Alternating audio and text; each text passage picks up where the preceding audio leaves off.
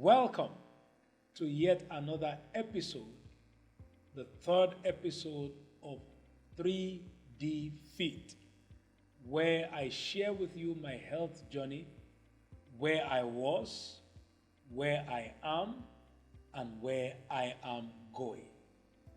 Once again, I first want to thank every one of you that has been a part of this series of episodes from the first release.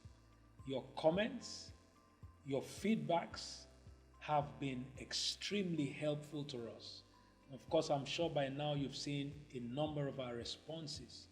We want you to keep liking, sharing, commenting, and sending us emails of the questions that you may have, and we will do our best to reach out to you. As you can already tell, I'm here with my dear wife, Ayomitide Oyedepo, who has been a solid pillar with me, standing with me throughout this entire journey. You will see her in a series of pictures shown. When I was extremely large, she was there. When I began to lose the weight, she was there. When I struggled with these ailments, diabetes, hypertension, and obesity, she was there. And right now, she's still here with me, and we intend to do this till Jesus comes. All right, so just going back, we looked at my trade secret. I shared that with you in episode 2, and my trade secret is exercise. We talked about few things that you should note about exercise. Go back, take notes, go through the things we shared, particularly about walking. Walking is a form of low impact exercise and is something that you should do every single day. So that's the trade secret. But here behind the trade secret, we want to share with you what I call the fuel to healthy living, and that is your diet. Now, you can't talk about reversing these ailments, diabetes, hypertension, obesity, without focusing on diet. So let me just have my wife share a few things about diet that will be helpful for our audience. Thank you. I'm so glad to be here and welcome everyone again. And thank you for subscribing, sharing, liking the 3D series video. So with regards to diet, I think the word diet, many people have misunderstood it. They feel it's something that I should do for a period of 3 months and then my diet. I'm on a diet. It's actually a lifestyle. It's something that you do for life. So it's not like you're on a specific diet, a rigid diet, and after some time you can go back to whatever it is you were eating before. So when we started on this journey in 2018, our diet had to change, like serious change. I remember one of the times my husband said, "Oh my God, how did I get myself into this? Now look at what the things that I have to start eating to heal from within." And when it comes to healing from within, one thing about healing with your food is when you start eating right, it does not build on a filthy foundation. When you begin to eat right, it first flushes out that right eating, the vegetables that you begin to add to your diet. It flushes out everything that is junk and then starts to build the right foundation. So you might not see the effects immediately, spot on. That's because a healing process is going on. And if I would add also, you might go through something called healing crisis. Now your body is in shock. Your body is wondering, what are you doing to me? This is not what I am used to. What is all this you are feeding me with? But I want you to know that every bite of food you take is either feeding disease or starving disease. Wow. So when you start taking the right foods, right vegetables, healthy fats in the right proportion, you begin to starve off the disease little by little by little. So with nutrition, when it comes to high blood pressure and diabetes, there are certain foods that you have to take away from your diet. you have to say goodbye to them. I mean, you love all these things, but the good thing God has done for us is that our taste buds change. Yeah. When we've been used to junk for a long time, the first few times will be difficult. You don't want anybody to lie to you and tell you, oh, it's going to be easy, oh, it's going to be cheap. It is not. Nothing good comes cheap. Nothing good comes easily. So your taste buds would adjust with time, and then you begin to enjoy those foods. And people who don't are wondering, how are you able to enjoy these things? But that is, you've trained yourself to the point where you are able to enjoy these things and find satisfaction. And one good thing about this is that your body is going to thank you for it. You're going to see the results that come from taking all of these good things. And I believe that you've even seen the effect on my husband and even myself. That a few years ago, if you see our before pictures, we are way different right now. It's telling on our skin, it's telling on our intellect, it's telling on our sleeping habits as well. All right, I think it's very important what my dear wife has said.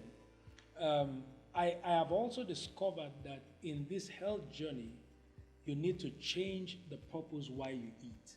Yeah. We don't want to eat for pleasure. We want to eat to live. Now, I want to say it this way. Don't just eat for pleasure. Eat to live. You want to always remember that. Don't just eat for pleasure. Eat to live. That's why I call this the fuel for healthy living. You know, every vehicle needs fuel to move. Yes. And your body needs the right fuel. Right? When you go to the gas station, particularly here in the United States, you have gas in different grades. And so you can imagine you going for the highest grade. Guess what? Your car would live longer than others because of the fuel that you put in. Two scriptures I want to quickly share that has been our foundation. The first is Genesis chapter 1 and verse 29. The Bible says there in the New Living Translation, then God said, look, I have given you every seed-bearing plant throughout the earth. So no matter where you are, you can eat the right foods. Throughout the earth, and all the fruit trees for your food. Right? Take note of that. I've given you seed-bearing plant and fruit trees for your food.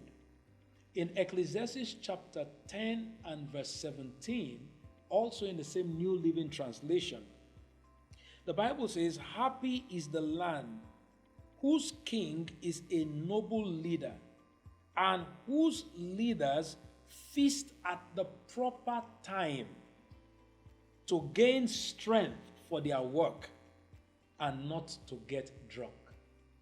So you note from these two scriptures, and this was for us a huge driving factor. You know, that look, God has already provided us with the right foods to eat. Globalization and all this stuff we see around us today, and civilization and all of that, has changed the original plan of what God created us to eat. Now, if you look at this in Genesis 1:29, you find out there that man was really built to live on fruits and vegetables. And I'm sure you will agree with me that is 75% of what I eat every day. Yes. Fruits and vegetables, right, on a daily basis. Now, and this was very helpful for me, particularly dealing with these issues. And you are a professional health coach, you are a certified health coach. You did a lot of work in helping me through this process. So I just want to lay it out here straightforward. You need to change your diet. That is your fuel. And like you said, you want to make sure you are not doing this for a time being. Yes. You are not just doing it to lose weight. Yeah. Now let's also submit to the audience that it is possible to look lean and not be healthy. Of course. Right? Of course, yes. You agree with that? So it's possible to look lean There are and not many- healthy. There are many lean people, slim people who are not healthy. Yes. So while you go on this journey, it will transform your body, but beyond that, it transforms you from the inside out. Yes. I think one thing people should have at the back of their minds when whenever they are faced with a plate of food, is ask themselves the question, who am I becoming when I eat this food? Am I becoming a healthier me, or who exactly am I becoming with every bite of food that I put into my mouth? All right, so what are some of the things you found out? So give me some things that I had to take out of my diet dealing with these issues that I dealt with. What are some of the foods I stopped eating so that the audience can know? And, So I think, yeah, I think the first one would be soda. good. Because my husband was a Coke addict. It was so bad that with every meal, with every meal, if he was going to eat 3 times a day, there had to be 2 liters of Coke with it. Yeah. So it was that bad. And if I was on drugs then. So if we could stop that, I think anybody can stop anything that they are addicted to with the right determination. And another thing that was taken out of the diet was processed foods. When we came into the US in 2018, I think because it took us some time to settle in, we were just moving from one junk to the other, from Popeyes to McDonald's and Chick-fil-A. and Chick-fil-A. All of those. That was what we were eating on like a consistent basis. So with these ailments of high blood pressure and diabetes, you want to take out anything that has sugar from your diet. In both ways, for high blood pressure, for diabetes, you want to take out sugar completely from your diet. And then also you want to take out processed foods. Processed foods like cakes, cookies, pies, things that have trans fats in them. Yep. Fried foods as well, you want to take them out. And I want you to bear in mind that the less the ingredients of a food package is, the healthier it is for you. The more ingredients you find on a package of food when you pick it up, the more dangerous it is for you. Yeah. So, like vegetables, you go to your garden, you bring out lettuce, and you put it straight onto your plate. It's healthier for you that way. That's just one ingredient that you have there. But when everything is packaged, as much as possible, you want to take fresh, whole foods. For diabetes, you want to take out rice. That's the regular white rice. You want to take that out of your system because when it gets into your body, it converts into sugar. That's very important. Before you go so far, some people say, well, I don't take sugar. Exactly. I don't take sugar in my tea. Exactly. I don't. But all these foods that we're talking about actually convert to sugar. Yes. When they come into your body. They convert into sugar when they get into your body. Your body tries to utilize what it can, and then for the ones it cannot get out of the system, it stores it in your body as fat. And most of the time, it gives you belly fat. It stores it in the body, in the stomach area. It stores it in different parts of the body that would make you look lopsided or not the way God intended for you to look. So rice, cakes, foods with hydrogenated oils, processed meats, all of these things that when your body does not utilize it, it gets stored as fat in your body, and then that keeps you getting fat over time. All right, what do you have to say to taking beef and pork and some of all those other things? I think for people with high blood pressure, you also want to take that away from your diet because they are processed. They are over-processed. It takes a long time for it to digest. And when these foods are processed, they are preserved with salt.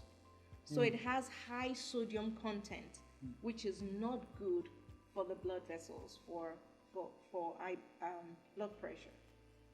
Okay, so we can see now that we can reverse these situations: hypertension, high blood pressure, as some people call it that, diabetes, or high sugar levels, and of course obesity, by what we eat. Now, let me also quickly say, and I think this will be very helpful, I've discovered that hypertension and diabetes, I call them silent killers, and I call them stubborn, inseparable twins. Yeah. Usually, you find that they go together, right? Yes, usually where there is high blood pressure, usually most of the time there's diabetes. Where there's diabetes, usually there is high blood pressure. If one is not present, it is on the way. Wow. The other is on the way. Usually they're present. They are together. Yeah. Right. So you can see from my story, I had to stop processed foods. 75% of what I eat on a daily basis, fruits and vegetables. You have to stop soda. I had to stop soda. And all if kinds I may of add, processed. yes, if I may add, some people tell you, but I'm not taking soda. I just take fruit juices. For people who are diabetic, you don't want to take a lot of fruit juices, especially store-bought fruit juices, because they have added sugars to them. Wow. For the ones you do at home, you want to take it to a minimum, because you can imagine consuming about 16 oranges to make a glass of orange juice. That's a lot of sugar. Even though it's natural occurring sugar, that's still a lot of sugar to put into your system. Wow. All right. I'm sure you've gotten a few points from this. We'll be coming back in the future with more on diet. We can't exhaust this material in a day. But I also want to quickly throw this out there for the next episode. You want to look out for that. I'll be speaking about different kinds of fasting. Now, I know a number of us watching may be Christians. You know what fasting is. Perhaps you do that once a week or maybe 3 times a month, as the case may be.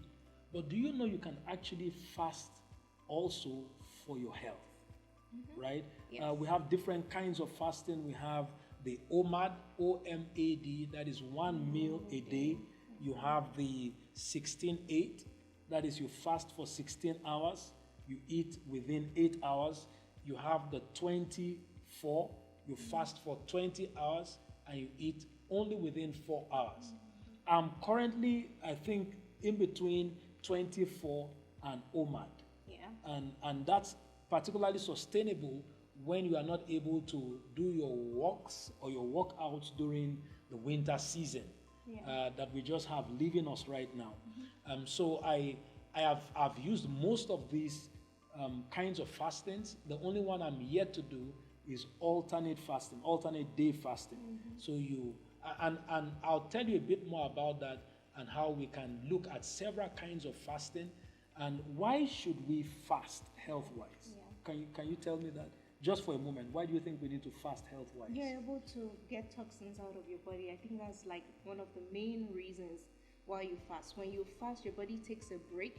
It starts to digest some of the things that it has stored. And then it begins to flush out toxins from your body as well. That's one of the main reasons, or the best physical benefits of fasting, of course, apart from the spiritual benefits where you add prayers to it. Yeah. And so over the years, maybe about a year now, plus close to 2 years, I've operated my daily schedule on a fast. So I don't just fast on a Wednesday, just about every other day. I'm in one kind of fast or the other. And, we'll talk about that a bit more in the next episode. I hope you enjoyed this episode. I hope you took down some notes. Like, share, comment, and email us. Of course, I know many of you want a full list of what to eat, what to do away with.